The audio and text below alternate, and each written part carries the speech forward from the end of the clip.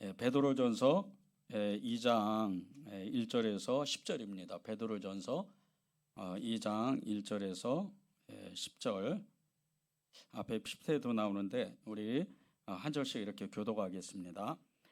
그러므로 모든 악독과 모든 기만과 외식과 시기와 모든 비방하는 말을 버리고 갓난아기들 같이 순전하고 신령한 젖을 사모하라.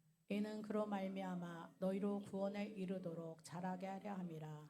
너희가 주의 인자하심을 맛보았으면 그리하라. 사람에게는 버림바가 되었으나 하나님께는 택하심을 입은 보배로운 산돌이신 예수께 나아가 너희도 산돌같이 신령한 집으로 세워지고 예수 그리스도로 말미암아 하나님이 기쁘게 받으실 신령한 제사를 드릴 거룩한 제사장이 될지니라. 성경에 기록되었으되 보라 내가 택한 보배로운 모퉁이들을 시온에 두노니 그를 믿는 자는 부끄러움을 당하지 아니하리라 하였으니 그러므로 믿는 너희에게는 보배이나 믿지 아니하는 자에게는 건축자들이 버린 그 돌이 모퉁이의 머릿돌이 되고 또한 부딪히는 돌과 걸려 넘어지게 하는 바위가 되었다 하였느니라. 그들의 말씀을 순종하지 아니하므로 넘어지나니 이는 그들을 이렇게 정하신 것이라. 그러나 너희는 택하신 족속이요 왕같은 제사장들이요 거룩한 나라요 그의 소유가 된 백성이니 이는 너희를 어두운 데에서 불러내어 그의 기이한 빛에 들어가게 하신 이의 아름다운 덕을 선포하게 하려 하심이라. 함께 읽겠습니다. 너희가 전에는 백성이 아니더니 이제는 하나님의 백성이요 전에는 국류를 얻지 못하였더니 이제는 국류를 얻은 자니라. 아멘. 네, 계속해서 우리 베드로 전후서를 이렇게 읽어 나가고 있는데 하나님이 특별하게 오늘은 기도 제목을 이 부르신 그대로 사는 사람 이런 마음을 이렇게 주셨습니다. 여러분의 부르심이 얼마나 어마어마한지 얼마나 귀한지 얼마나 존귀한지 모릅니다. 여러분 한 사람 한 사람의 그 부르심이 이루 말할 수가 없어요. 세상은 이해할 수 없고 세상 사람들은 도저히 이 사람이 그런 사람이야? 그럴 정도로 여러분이 존귀한 사람들입니다. 노벨 문학상의 수상자이며 독일의 대표적인 문학가인 파울이라는 사람이 인생에 대해서 이렇게 얘기를 했습니다. 인생은 한 권의 책과 같다. 어리석은 이는 그것을 마구 넘겨버리지만 현명한 이는 열심히 읽는다. 인생은 단 한 번만 읽을 수 있다는 것을 알기 때문이다. 우리 인생 자체가 얼마나 소중하냐면요. 정말 단 한순간도 단 하루도 허비하면 안 되는 그런 너무나 귀한 인생입니다. 하나님이 우리를 그렇게 부르셨어요. 여러분 한 사람 한 사람을 부르실 때 여러분의 직업과 여러분의 그 성별, 나이 그리고 여러분의 환경 이 모든 것에 상관없이 하나님 여러분을 한 사람 한 사람 부르실 때 예수 그리스도의 이름으로 여러분을 이 세상에 가장 존귀한 사람 그 누구하고도 바꿀 수 없는 그런 사람으로 여러분을 부르신 거예요. 그런데 우리가 그런 인생을 오늘 이 상 파울이라는 사람이 그 인생을 이야기하는 것처럼 허비하면 안 되는 거예요. 정말 이 인생을 아주 소중히 여기고 매 순간 하루하루를 정말 아주 주님 앞에서 정결하게 그리고 거룩하게 이렇게 살아야 됩니다. 우리 주변에 많은 사람들이 세상에서 존경과 칭찬과 명예와 부를 위해서 정말 열심히 삽니다. 물론 그렇지 않은 사람도 있지만 대부분의 사람들이 정말 지금보다 행복하기 위해서 열심히 살아요. 그렇게 하루하루를 열심히 살아갑니다.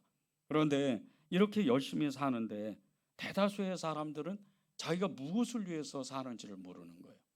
그저 돈을 많이 벌기 위해서, 성공하기 위해서, 명예를 얻기 위해서, 많은 사람들에게 칭찬을 받기 위해서 그렇게 사는 것이 목적일까? 그런데 이런 삶은요, 다람쥐 쳇바퀴를 도는 그 인생과 같이 그 자리를 끊임없이 그냥 아무 이유도 없이 목적도 없이 그렇게 살아가는 거예요. 끊임없이 계속해서 한 자리를 벗어나지 못하고 맴도는 그런 인생을 사는 거죠. 이러한 삶을 무엇을 위해서 우리가 사는 것일까? 또 무엇이 중요한가? 이것을 알지 못하고 그저 하루하루를 열심히만 살아가는 거예요. 돈을 좀 벌면 그냥 잠깐 기쁘다가 또 2, 3일 지나고 한 달이 지나고 1년이 지나면 그 돈을 그렇게 많이 벌었는데도 그것 때문에 행복하지가 않아요. 순간적입니다.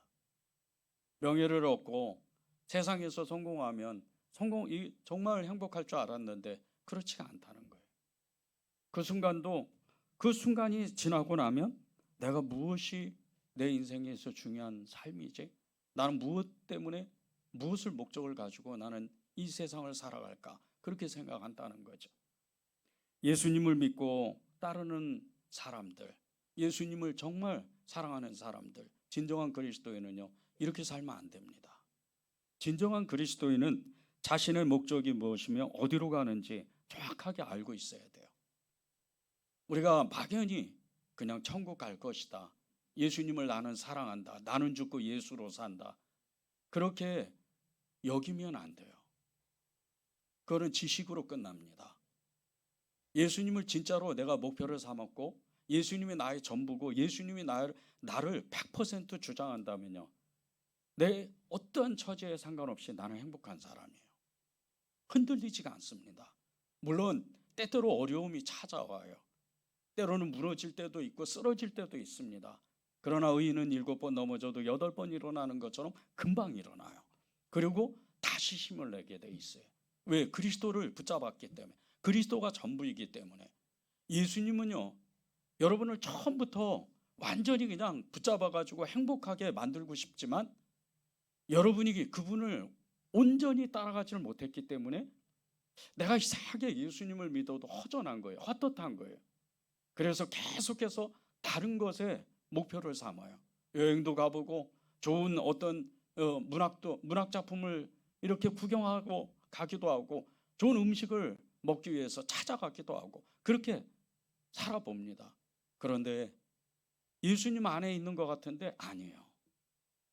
똑같은 여행을 가더라도요, 예수님을 안고 예수님과 함께 예수님 안에서 그렇게 예수님을 따라가면요, 확 달라요. 벌써 차를 타고 기차를 타고 버스를 타고 승용차를 운전해도요, 나도 모르게 흘러나오는 것이 예수예요. 찬양입니다. 그냥 흘러나와요. 내가 어디로 가는지를 정확하게 아는 거예요. 내가 무엇을 붙잡고 있는지를 정확하게 아는 거예요. 이게 진정한 그리스도인입니다. 극심한 박해 속에서 그 박해를 겪고 있는 성도들에게 사도 베드로가 진정한 그리스도인이 어떤 사람이고 그리고 어떤 삶을 살아야 되는지 아주 정확하게 이야기를 했어요. 9절입니다. 그러나 너희는 택하신 족속이요 왕같은 제사장들이요 거룩한 나라요 그의 소유가 된 백성이니 이는 너희를 어두운 데서 불러내어 그의 기이한 빛에 들어가게 하신 이의 아름다운 덕을 선포하게 하려 하심이라. 오늘 이 9절에서 말씀하시는 것이 4가지가 있는데 여러분이 얼마나 하나님께 축복을 받은 사람인가. 첫 번째는요, 택하신 족속이라는 거예요. 두 번째는 정말 왕 같은 제사장이라는 거예요. 왕보다 높은 사람이 어디 있어요? 세 번째는 거룩한 나라라는 거예요. 이 거룩한 나라는요, 이루 말할 수 없는 직책이에요. 이루 말할 수 없는 신분입니다. 네 번째는 그의 소유된 백성이다. 천국 백성이라는 거잖아요. 이 4가지 부르심을 여러분에게 주셨다는 거예요. 이것을 자세히 풀어보면요, 택하신 족속이 어떤 사람인가. 유대인들은 아브라함의 그 후손, 그 혈통으로, 자기들은 아브라함의 혈통으로 후손이라는 이 자부심이 있어요. 그래서 자기들은 전 세계의 그 민족들 가운데 특별하게 우리는 선택되었다, 이렇게 자부심을 가져요. 그러나 그것은 허상입니다. 진정한 택하신 이 족속은요, 그런 사람이 아니에요. 예수 그리스도로 말미암아 하나님 아버지께서 직접 택하신 사람인 거예요. 그분을 통과하고 그분을 완전히 연합한 사람, 예수님과 완전히 하나 된 사람, 이런 사람이 하나님이 택하신 사람이라는 거예요. 여러분이 그런 사람들이에요. 이 택하신 족속은요, 영적으로 완전히 새롭게 태어난 사람입니다. 영적인 사람이에요. 세상을 눈으로 보지 않아요. 영으로 봅니다. 그래서 세상을 꿰뚫어 본다 그래요. 많은 그리스도인들이 베드로, 요한, 야고보 이런 하나님의 제자들이요 세상을 꿰뚫어 봤어요. 그들은 온갖 핍박에도 그 모든 것을 능히 견뎌냈습니다. 왜? 하나님의 나라, 하나님의 세계가 분명하게 있다는 것을 눈으로 실제로 영으로 보았기 때문이에요. 이런 사람이 택하신 족속에 여러분이 그런 사람들인 거예요. 두 번째는 왕 같은 제사장이다. 왕이신 예수님과 완전히 하나 된 사람, 왕이신 예수님께 속한 사람, 이런 사람이라는 거예요. 예수님께서는 이 땅에 만유를 지으시고 만유를 통치하시고 만유 가운데 계시고 만유를 다스리시는 분이에요. 그런데 그 왕이신, 왕 중에 왕이신 예수님께서 우리도 똑같이 왕 같은 제사장으로 부르셨다는 거예요. 이 왕 같은 제사장은 그냥 왕이 아니에요. 하나님을 모든 인류를 대표해서 예배드리는 사람이, 제사드리는 사람이에요. 여러분이 지금 이 자리에서 하나님을 예배하고 하나님을 정말 찬양하고 하나님께 기도하는 이 모습들이 하나님 받으실 때 어떻게 받으시는 줄 아세요? 인류의 모든 사람들을 여러분 한 사람 한 사람을 대표해서 제사로 받으시는 거예요. 왕 같은 제사장이 되는 거예요. 이 자부심이 있어야 돼요. 내가 예배드리지 않으면 인류는 망한다. 내가 예배드리지 않으면 복음이 전파되지 않는다. 이런 자부심이 있어야 돼요. 여러분이 왕 같은 제사장이라는 거예요. 그런 부르심이 얼마나 귀한 부르심이에요. 세 번째는 거룩한 나라라는 거예요. 이 거룩함은 구별됐다는 뜻이에요. 우리가 전에도 말씀을 나누는 것처럼 하나님께서 세상과 완전히 구별해서 선별된 존재로 따로 이렇게 띄어가지고 이 거룩한 무리를 만들었다는 거예요. 여러분이 그런 사람들이에요. 세상 속에 섞여 살고 세상 사람들과 같이 사는데도 여러분을 하나님이 보실 때는 아예 선별해가지고 따로 띄었다는 거예요. 그래서 아예 그냥 거룩한 사람들로 만들었다는 거예요. 이게 여러분의 부르심이에요. 네 번째는 그의 소유된 백성이다. 이 소유된 단어가 헬라어로 페리포이 에신이라는 단어를 쓰는데 특별한 대가를 지불하고 획득된 존재라는 뜻이에요. 특별한 대가를 지불해서. 어떤 대가죠? 예수 그리스도가 십자가에서 그 엄청난 고난을 받고 당신의 생명을 바치기까지, 생명을 내어놓기까지 우리를 택하셨어요. 이 대가를 주셨다는 거예요. 그리고 우리는 하나님께 소유가 된 백성으로 하나님이 우리를 부르셨다는 거예요. 이 네 가지의 이 부르심, 예수님과 연합된 존재고 만국을 통치하고 하나님을 예배하고 하나님의 일을 하기 위해서 특별하게 선별된 존재고 특별한 대가를 지불해서 얻은 이 부르심, 이 부르심이요, 우리가 하나님 앞에 나아갈 때 우리는 죄를 안고 있는데도 하나님이 예수 그리스도의 그 피 때문에, 예수 그리스도의 이름 때문에 너는 의인이다, 너는 공의로운 자이다, 이렇게 부르셔요.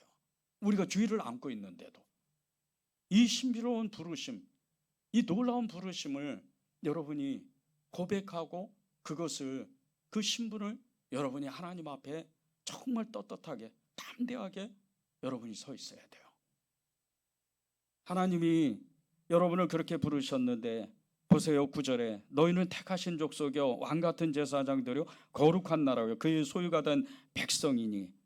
마지막 때를 살아가는 사람들 중에요 이보다 더 존귀를 받은 사람이 과연 몇 명이나 있을까요?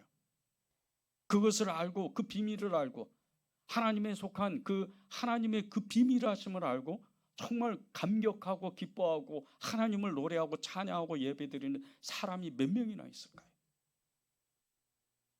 여러분이 눈을 열어야 됩니다. 여러분이 귀를 열어야 돼요. 마음을 열어야 돼요. 그리고 그분 앞에 나아가서 하나님 오직 예수 그리스도 당신으로만 살겠습니다, 이 고백을 하나님 앞에 드려야 돼요. 그것이 여러분의 부르심이었어요. 그러면 우리가 택하신 족속 왕같은 제사장들을 거룩한 나라 그의 소유가 된 백성으로 살아가려면 그럼 어떻게 살아야 될까? 첫 번째가 말씀을 사랑하는 겁니다. 말씀을 사랑해야 돼요. 2절입니다. 가난하게들이 순전하고 신령한 젖을 사모하라. 이는 그로 말미암아 너희로 구원에 이르도록 자라게 하려 함이라. 신령한 젖을 사모하라는 거예요. 갓난아기들처럼 신령한 젖을 사모하라. 사도 베드로가 뜬금없이 갓난아기가 엄마 젖을 본능적으로 찾는 것처럼 신령한 젖을 사모하라 그래요. 아기들은 엄마 젖을 못 먹으면요 바로 죽습니다. 죽게 돼 있어요. 아기들은 너무 연약하기 때문에. 그런데 사도 베드로가 갑자기 이렇게 뜬금없이 이야기를 하는 거예요. 그 이유는 딱 하나예요. 우리가 그렇다는 거예요. 갓난아기처럼 너무나 연약하다는 거예요. 여러분 중에 연약한 사람은 없습니다. 오히려 강해요. 그런데 하나님 보시기에는요 연약하다는 거예요. 갓난아기처럼 아주 약하다는 거예요. 그런데 이 갓난아기처럼 약한 우리가 정말 강해지고 담대해지려면 이 갓난아기가 본능적으로 그 엄마 젖을 정말 찾는 것처럼 우리도 그 말씀, 하나님의 순전한 말씀을 찾아야 된다는 거예요. 그리고 그 말씀 앞에 깊이 빠져들어가야 된다는 거예요. 이게 갓난아기가 순전하고 신령한 젖을 사모하는 거예요. 2절 뒷부분에 보면요, 그로 말미암아 너희로 구원에 이르도록 자라게 한다는 말씀이 있어요. 너무나 놀라운 말씀입니다. 말씀을 먹지 않고 하나님의 그 신령한 젖을 먹지 않으면요 구원에 이를 수 없다는 뜻이에요. 우리가 예수님을 1년이고 10년이고 평생토록 예수님을 믿었는데 하나님 앞에 딱 가니까 주님이 그 문 앞에서, 천국 문 앞에서 난 너 모른다 이러면 너무 억울하잖아요. 난 너 모른다. 그런데 예수님이 우리를 알아볼 수 있는 게요, 주님이 아버지 하나님께서 우리를 금방 알아볼 수 있는 게 하나님 말씀이에요. 왜 그런 줄 아세요? 말씀이 육신되어서 오셨기 때문이에요. 그 말씀이 우리를 찾아오셨고 그 말씀이 우리 안에 채워지면, 우리 안에 가득해지면 하나님은 금방 알아요. 예수 그리스도의 사람이구나. 왜? 그 말씀 속에는 예수 그리스도의 십자가가 있고 예수 그리스도의 구원이 있고 예수 그리스도의 피가 있기 때문이에요. 그래서 말씀을 우리가 먹어야 돼요. 말씀을 읽는 게 아닙니다. 먹는 거예요. 어린아이처럼 갓난아기처럼 순전하게 그 말씀을 먹어야 돼요. 날마다 먹어야 돼요. 여러분 밥을 한 2, 3일만 굶어 보세요. 그러면 힘이 떨어집니다. 저도 나이가 60이 넘어서 하루만 굶어도 쩔쩔매요. 몸이 견뎌내지를 못해요. 불과 몇 년 전만 해도 그러지를 않았어요. 그런데 나이가 60이 넘으니까 꼼짝 못 하더라고요. 말씀을 우리가 먹지 않고는요 정말 이렇다는 거예요. 금방 세상 생각이 들어옵니다. 금방 내 자아가 발동해요. 그리고 죄 가운데로 떨어져요. 더럽고 추악한 음란한 마음들, 혈기, 분노, 용서하지 못하고 이기적인 마음, 이 마음들이 금방 올라와요. 말씀의 힘이 없기 때문에. 세상적인 그 생각, 계산, 그리고 살아가는 방법들, 이런 것들이 생각납니다. 말씀이 없으니까 그냥 떨어지는 거예요. 여러분이 왜 신령한 말씀을 사모하고 신령한 젖을 사모하고 순전한 하나님의 말씀을 왜 사모해야 되는 줄 아세요? 내가 살기 위해서, 내가 이 땅에서 정말 살아내기 위해서 그 말씀을 사모하는 거예요. 그냥 사모하는 게 아닙니다. 간절하게 정말 원하고 또 바라고 바라는 것처럼 그렇게 사모해야 돼요. 제가 오늘 아침에 어떤 분에게 성경책을 선물을 했어요. 한 2년 동안 만났던 어떤 분인데 성경책을 선물을 하니까 이분이 부담스러운 거예요. 그리고 어딘가에다가 그 성경책과 십자가를 얹어놓고 나중에 문자를 했어요. 목사님 죄송합니다. 제가 이렇게 성경책을 또 이 십자가를 받아야 되는데 저는 하나님을 안 믿습니다. 그리고 끝에 너무 죄송합니다 하고 그걸 잘 놔두고 갔어요. 근데 제가 이분이 성경책을 받았다는 마음을 받았어요. 왜 그런지 아세요? 그분이 손으로 받았기 때문에. 비록 그것을 가져가지는 않았지만 그 성경책에 제가 분명히 이렇게 썼다 그랬어요. 하나님이 당신을 사랑합니다.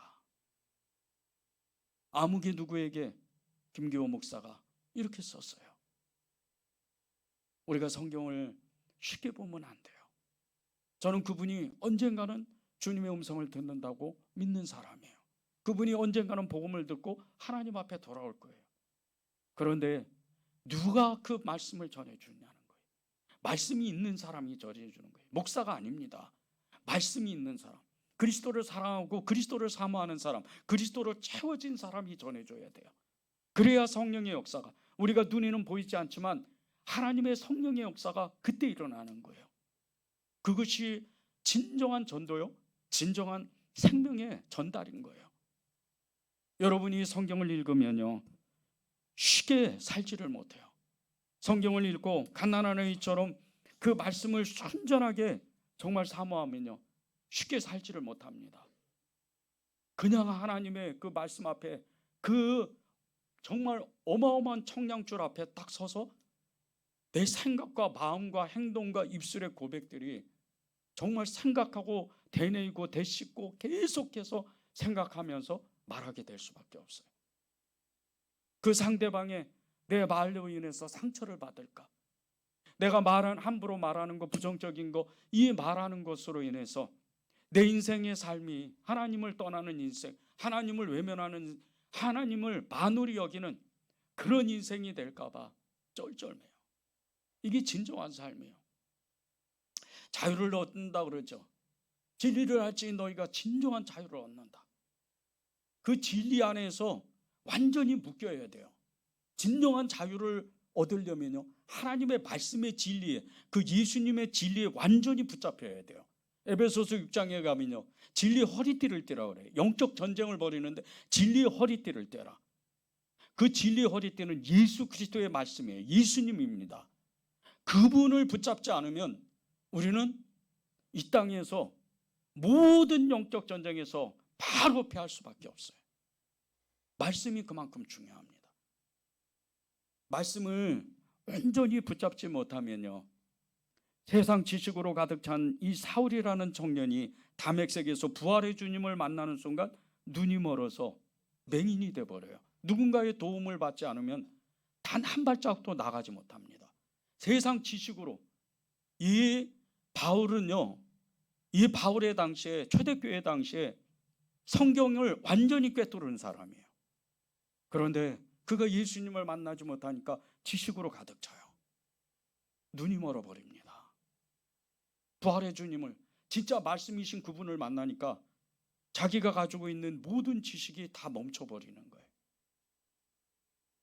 어쩌면 우리가 가지고 있는 이 세상 지식, 짧은 이 성경의 지식을 가지고 하나님을 안다고 말했지만 눈 어둔 그 정말 맹인과 같이 그렇게 단 한 발짝도 나아가지 못하는, 길이요 진리와 생명이신 그분을 정말 온전히 붙잡지 못하는 그런 헛된 인생이 될 수도 있다는 거예요. 여러분이 말씀을 정말 간절히 사모하게 되면요, 여러분이 심은 대로 그대로 걷습니다. 갈라디아서 6장 7절이에요. 스스로 속이지 말라. 하나님은 업신여김을 받지 아니하시나니 사람이 무엇으로 심든지 그대로 거두리라. 하나님은 다 아십니다. 우리는 옆에 있는 사람을 속일 수도 있어요. 그러나 하나님은, 그분은 속일 수가 없어요. 우리 모든 머리털을 다 하나하나 세시는 것 같이 우리의 마음속에 가장 깊은 곳에 숨겨져 있는 그 마음까지도 다 아세요. 우리가 말씀을 심으면요, 우리가 믿음을 심으면, 예수 그리스도 그분을 심으면 그대로 때가 되면 열매가 맺어지는 거예요.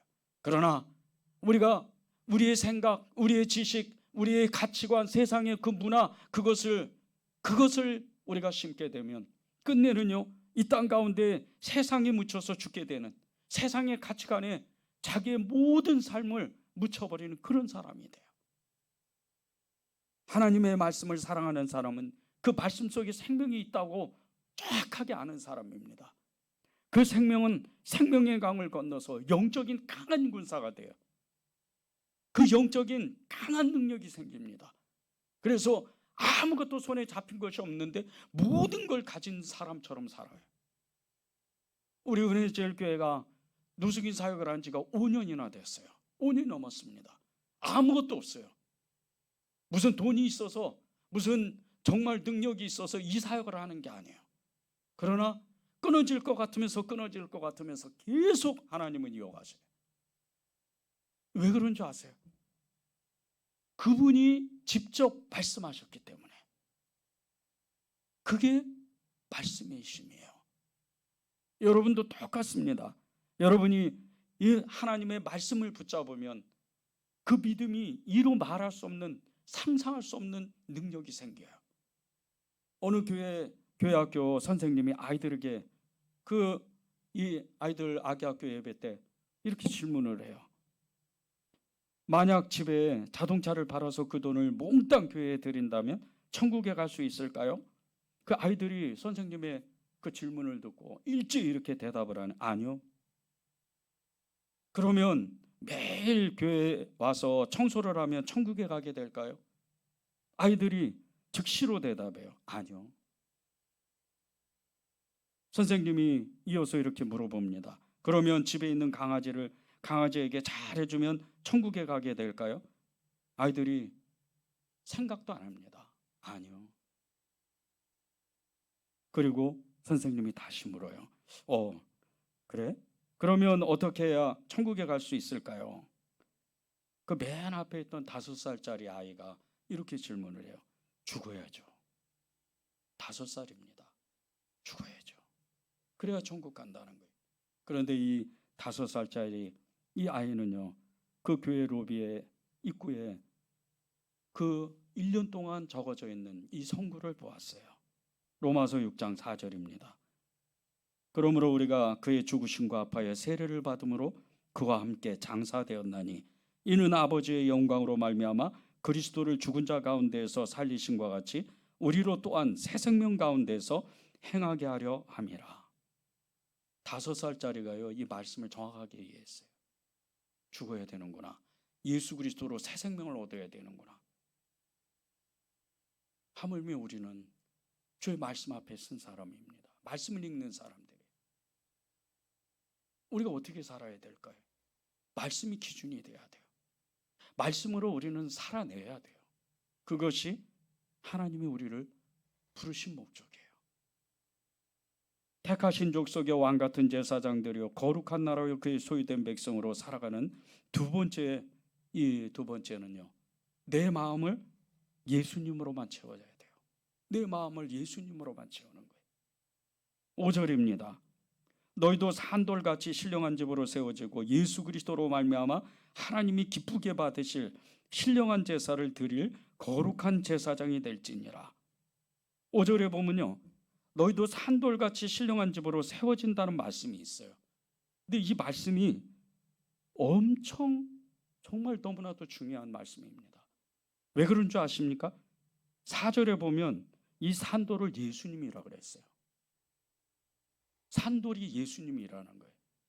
그런데 5절에는 너희도 산돌같이 신령한 집으로 세워져야 된다. 그 뜻은 무슨 뜻이냐면요, 산돌이신 예수 그리스도로 세워져야 하나님께 신령한 제사를 드릴 수 있는 그런 거룩한 사람이 된다는 뜻이에요. 이것을 직선적으로 얘기하면요, 예수로 채워져야 된다는 거예요. 예수로 채워지지 않고는 우리가 이 거룩한 택하신 그리고 왕 같은 그리고 그의 소유된 사람으로 살 수가 없다는 거예요. 예수로 채워져야 되는 거예요.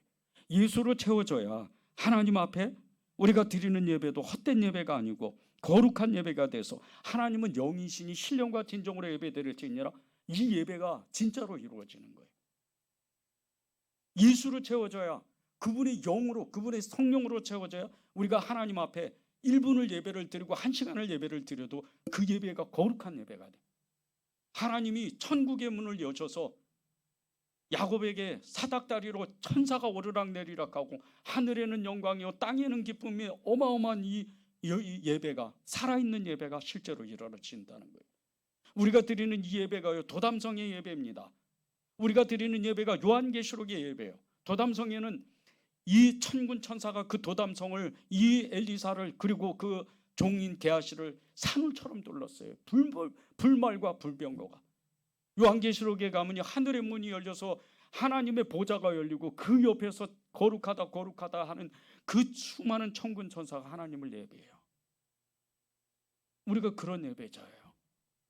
그렇게 예배를 드리는, 예수로 채워지면, 예수로 가득 차면 이런 예배가 되는 거예요. 우리가 사는 집은요, 여러 종류가 있습니다. 어떤 사람은 빌라에 살고 아파트에 살고 어떤 사람은 단독주택에 살아요. 그런데 우리가 사는 이 어딘가에 사는 이 주택들이요, 만약에 부실공사로 그렇게 온전하게 짓지 않았다면 금방 무너져요. 정말 오래전에 서울에 있는 그 대형 백화점이 무너진 적이 있었어요. 수년 전에는 그 지방 도시에 아파트를 짓다가 그냥 무너지는 거예요. 부실공사하니까. 하나님이 우리를 세우실 때요, 택하신 족속의 왕 같은 제사장들의 거룩한 나라의 그 소유된 백성으로 우리를 세우실 때, 우리를 부르실 때요, 그 재료를 어떤 것으로 삼냐면요, 말씀과 예수 그리스도예요. 예수 그리스도로 채워지지 않으면 우리가 하나님 앞에 그냥 온전하게 쓸 수가 없어요. 단 한순간도 그분의 그 불꽃 같은 그 어마어마한 영광 가운데 산아 나를 가려라, 파리야 나를 가려라 그러면서 정말 숨고 또 숨는 그런 너무나 안타까운 인생이 되는 거예요. 요한계시록에 수많은 그 엄청난 재앙들이 임합니다. 그런데 예수님을 믿다가 온전하게 살지 못하고 죄 가운데 있던 사람들은요, 그냥 예수님의 그 어마어마한 그 얼굴을 쳐다보지를 못해서 산속으로 들어가고 불 속으로 들어가고 끊임없이 어딘가에 숨는 거예요. 그리고 외치는 거예요. 산아 나를 가려라, 파리야 나를 가려라. 그렇게 외치는 거예요. 주님의 얼굴을 보지를 못하니까, 그분 앞에 서지를 못하니까. 이런 사람이 어떻게 그분을 예배하고 그분의 나라로 들어갈 수가 있겠어요? 하나님의 말씀은 어미합니다. 쉽게 생각하시면 안 돼요. 그분은 하나님은 사랑이다 이렇게 말씀하니까 그저 모든 걸 다 이해하는 줄 알아요. 아니에요. 천국 가기 어렵습니다. 오직 했으면 그 천국 가기가 너무 어려워서 부자가 낙타가 바늘길을 그 들어가는 것보다 어렵다 그랬어요. 쉽게 생각하지 마십시오.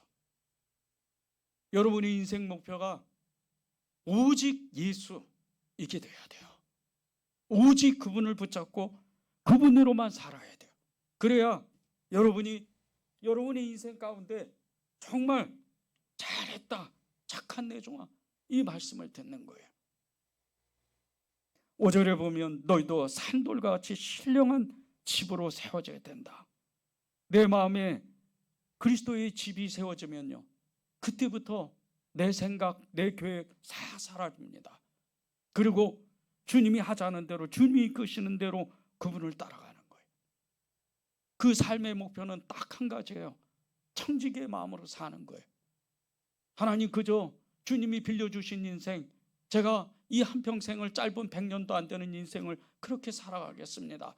주님을 따르겠습니다. 그렇게 고백하며 저는 무익한 종이나 정말 많은 일을 했어도 저는 무익한 종입니다. 그렇게 고백하면서 모든 영광 주님께 드리고 모든 면류관 주님께 던지고 그렇게 주님을 따라가는 거예요. 이게 정말 진정한 그리스도인의 모습인 거예요. 예수로 채워진 사람의 모습인 거예요. 기독교 작가인 로버트 멍에가 쓴 책, 내 마음 그리스도의 집이라는 이 책이 있어요. 이 책이 전 세계에 1000만 부 이상이 팔렸습니다. 정말 밀레니엄 그 베스트 중에 베스트죠. 근데 이 책 속에요, 불과 60페이지도 안 되는 이 짧은 그 책 안에 그리스도를 어떻게 사랑해야 되는지가 나와요. 그 중에 한 구절만 읽겠습니다.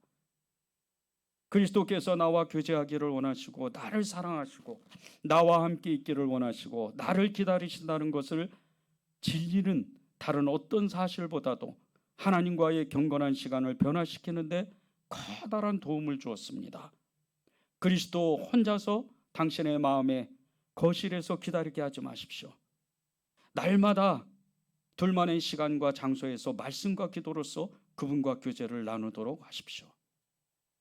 예수님을 외롭게 만들지 말라는 거예요.